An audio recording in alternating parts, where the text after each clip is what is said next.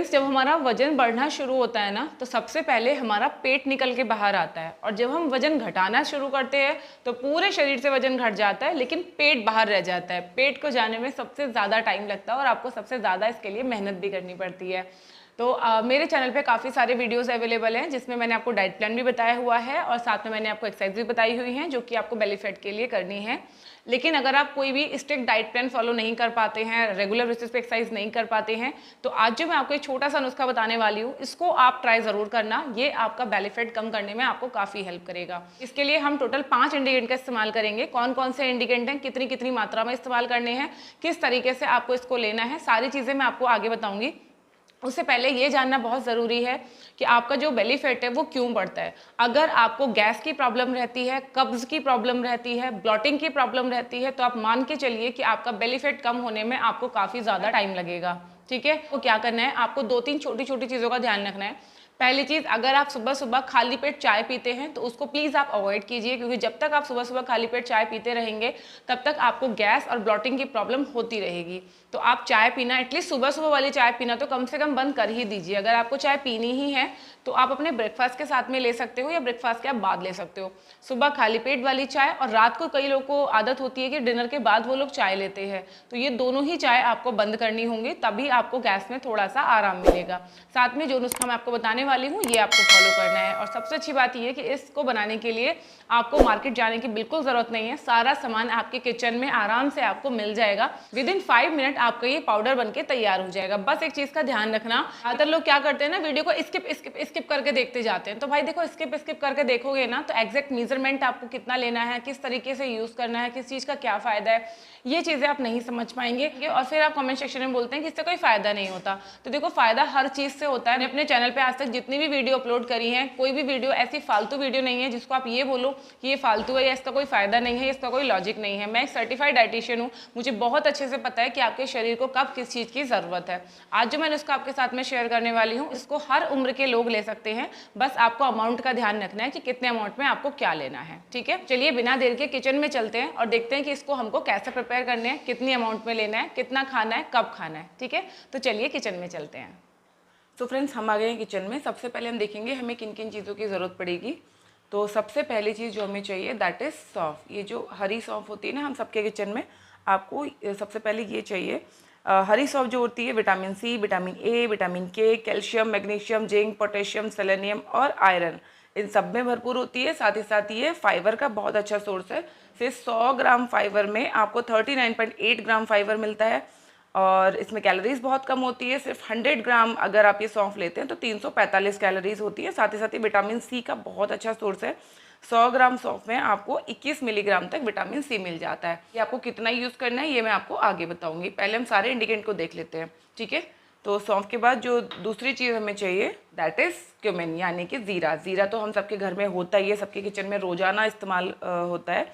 तो इसमें भी कैलोरीज काफ़ी कम होती है। अगर आप 1 चम्मच जीरा लेते हैं तो इसमें सिर्फ 7 कैलोरीज होती हैं। एंटीऑक्सीडेंट से भरपूर होता है, इसीलिए आपकी वजन घटाने में भी ये काफ़ी हेल्प करता है। जीरे में पॉलीफेनॉल्स और कई अन्य तरीके के यौगिक होते हैं जो कि आपके शरीर के अंदर ऑक्सीडेटिव तनाव को कम करते हैं। ये ना, जीरा हमारी बॉडी को डिटॉक्स करने का काम करता है और साथ ही साथ हमारी इम्यूनिटी को भी बढ़ाता है। इसके अलावा ये हमारे डाइजेस्टिव जूसेस को रिलीज़ करता है, जिससे कि हमारा डाइजेशन अच्छा होता है। तो सेकेंड इंग्रेडिएंट जो हमें लेना है दैट इज़ जीरा। तीसरी चीज़ जो हमें लेनी है, ये तो बहुत ही ज़्यादा काम की है, दैट इज़ दालचीनी। इसकी जगह पे आप दालचीनी का पाउडर भी इस्तेमाल कर सकते हैं। दालचीनी हमारे कोलेस्ट्रॉल को कम करती है। दालचीनी के सेवन से पेट में गैस, कब्ज़, एसिडिटी की जो समस्या होती है उसमें काफ़ी फ़ायदा मिलता है। सर्दी जुकाम में ये हमें काफ़ी फ़ायदा पहुंचाती है और बदलते मौसम में जो हमें सीजनल बीमारियां होती हैं उनको कंट्रोल करने में काफ़ी ज़्यादा हेल्पफुल है। साथ ही अगर आपको गठिया की समस्या है या आप डायबिटिक हैं तब भी आपको इसका सेवन ज़रूर करना चाहिए। मोटापे को कम करने में तो ऑब्वियसली ये बहुत बड़ा रोल प्ले करती है, तो ये आपको लेना है। अब जो हमारा नेक्स्ट इंग्रेडिएंट है दैट इज़ अजवाइन। अजवाइन भी हम सबके घर में अलग अलग तरीके से इस्तेमाल होती है। कई सब्जियों के तड़का लगाने में हम इसको इस्तेमाल करते हैं। कई बार हम अपनी रोटी में इसको डालते हैं, पराठों में हम इसको यूज़ करते हैं, अचार वगैरह में तो यूज़ करते ही हैं। तो अजवाइन क्या करती है, अजवाइन आपके भूख और स्वाद दोनों को बढ़ाती है। ब्लॉटिंग और पेट में जो आपको क्रैम्प जैसी समस्या आती है, स्पेशली महिलाओं को पीरियड्स के टाइम में, उसको रिड्यूस करती है। पेट में जैसे कई बार होता है ना पानी भर जाता है, लाइक ब्लॉटिंग हो जाती है, उसको कम करती है, टॉक्सिन्स को बाहर निकालती है। जिन लोगों को खांसी की शिकायत रहती है उनको भी अजवाइन का सेवन डेली बेसिस पे ज़रूर करना चाहिए। अब जिन लोगों को सीने में जलन की प्रॉब्लम होती है उनको भी अजवाइन काफ़ी फ़ायदा पहुँचाती है। कॉन्स्टिपेशन जिन लोगों को होता है उनके कॉन्स्टिपेशन को क्योर करने में ये सारी ही चीज़ें काफ़ी हेल्प करती है। तो 4 इंग्रेडिएंट तो हमें ये यूज़ करने हैं। इसके अलावा और हमें एक और इंग्रेडिएंट यूज़ करना है जो कि मैं आपको आगे बताऊंगी। अब सबसे पहले देख लेते हैं कि इन चारों इंग्रेडिएंट को हमें किस मात्रा में लेना है, कितना कितना लेना है और किस तरीके से इस्तेमाल करना है। तो फ्रेंड्स, इस तरीके से आपको एक पैन ले लेना है और गैस के फ्लेम को ऑन कर देना है। ठीक है।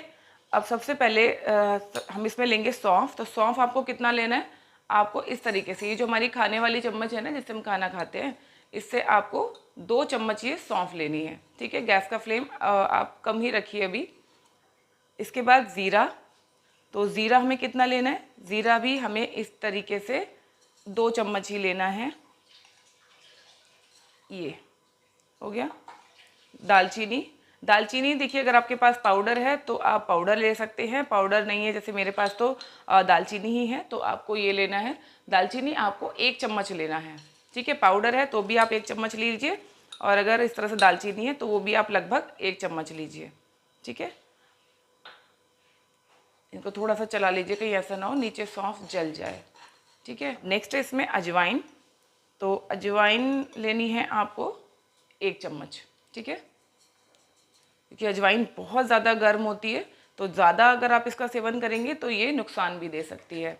तो इसी प्रपोर्शन में आपको चीज़ें लेनी है। अगर आपको ज़्यादा मात्रा में बनाना है तो फिर आप इन्हीं चीज़ों को इसी तरीके से इसी प्रपोर्शन में लेनी है। अगर आप अजवाइन बहुत ज़्यादा डालेंगे तो अगर ज़्यादा अजवाइन खाने से आपको पेट के अल्सर की प्रॉब्लम भी हो सकती है।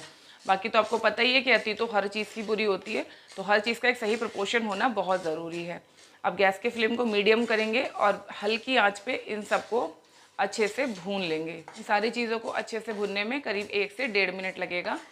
तो इनको अच्छे से इस तरीके से भून लीजिए। तो फ्रेंड्स, मुझे इसको भूनते हुए करीब 1 से 1.5 मिनट हो गया। आप देखोगे ऐसे धुआं निकलने लगेगा और थोड़ा सा चटचट की आवाज़ आ रही है ना, आवाज़ ये इस तरीके से हल्का सा इन बीजों के चटकने की आवाज़ आपको आने लगेगी। बस इतना ही आपको भूनना है, इसको बिल्कुल जलाना नहीं है। अब गैस के फ्लेम को बंद कर दीजिए और थोड़ी देर इस तरीके से चलाते रहिए। अगर आप फ्लेम बंद करने के बाद तुरंत ऐसे रखा छोड़ देंगे ना तो इससे क्या होगा, जो बीज नीचे होंगे वो जल जाएंगे। स्पेशली अजवाइन जो कि बहुत छोटी होती है, बहुत जल्दी जल जाती है।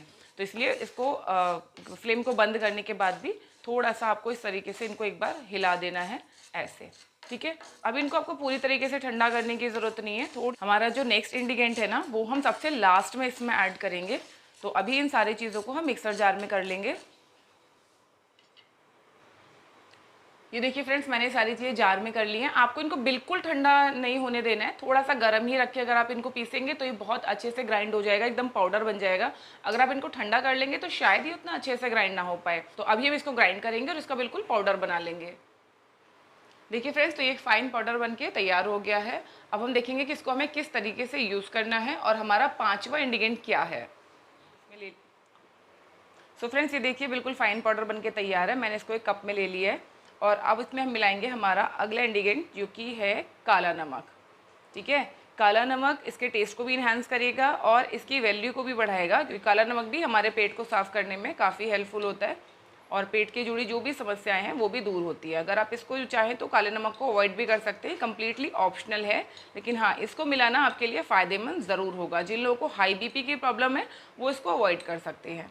तो ये देखिए नमक इसमें मिल गया है इस तरह से। अब बात आती है कि इसको ये आपको किस तरीके से लेना है। तो ये आपको रोज़ रात को सोने से पहले इस तरीके से ये लगभग आधा चम्मच आपको लेना है और गुनगुने पानी के साथ में पी लेना है। चाहे आपको कॉन्स्टिपेशन की दिक्कत हो, मोटापा ज़्यादा हो, पेट का फैट ज़्यादा हो, गैस कब्ज एसिडिटी जो भी आपकी प्रॉब्लम है, सारी प्रॉब्लम इससे दूर हो जाएंगी। अगर इसको पीने के बाद से आपको बॉडी हीट की प्रॉब्लम लगती है या किसी तरीके का आपको उल्टी दस्त कुछ इस तरीके की प्रॉब्लम लगती है तो सेम टाइम आप इसको लेना बंद कर सकते हैं। इसका इस्तेमाल आप अपने रायते में या अपनी चटनी वगैरह में भी कर सकते हैं। टेस्ट को भी इन्हांस करेगी और इसके जो सारे फायदे हैं वो भी आपको मिल जाएंगे। आई होप कि मेरा ये नुस्खा आपको ज़रूर पसंद आया होगा। इसको आप कम से कम 30 दिन तक ज़रूर फॉलो कीजिए। मुझे पूरा यकीन है जिन लोगों को गैस एसिडिटी कब्ज़ की प्रॉब्लम रहती है उनको तो ज़रूर इससे फ़ायदा होगा और जैसे जैसे आपका कब्ज़ की समस्या आपकी दूर होगी वैसे वैसे आपका पेट ऑटोमेटिक अंदर जाना शुरू हो जाएगा। ठीक है। इसके साथ साथ इसका एक बहुत बड़ा फायदा है कि ये आपकी क्रेविंग्स को भी कंट्रोल करता है। तो इसको बनाइए, खाइए, कैसा रिजल्ट मिले मुझे कमेंट करके ज़रूर बताना। और नेक्स्ट आप किस टॉपिक वीडियो देखना चाहते हैं वो भी कमेंट सेक्शन में ज़रूर लिखिए। अपना ध्यान रखिए, खुश रहिए, फिट रहिए। Thank you.